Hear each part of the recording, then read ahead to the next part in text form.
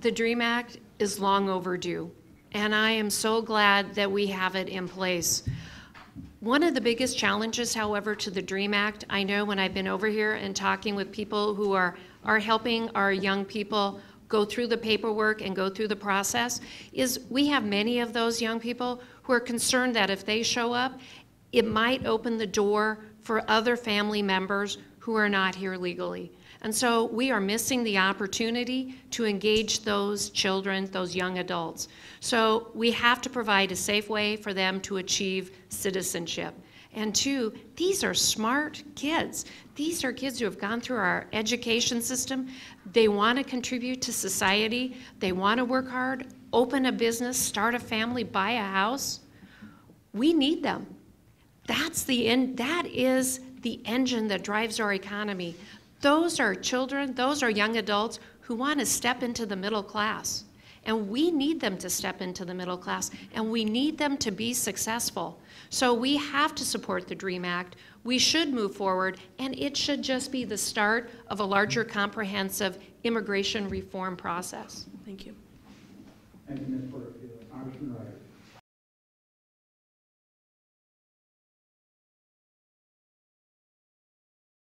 Well, I voted no on the DREAM Act, and I voted no because we need comprehensive immigration reform. The problem with this DREAM Act is that there was no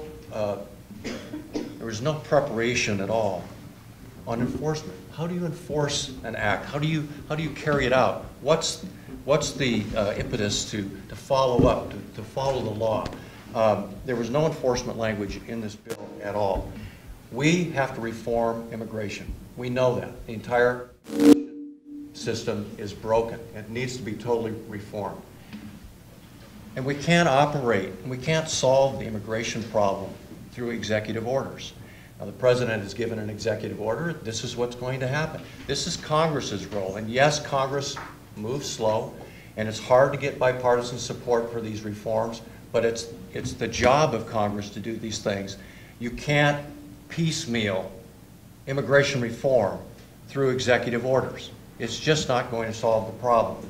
And by the way, if you don't know, people who join the military service, who serve our country, become citizens. That's already a law. Why does it always do that when I talk? I'm done, thank you.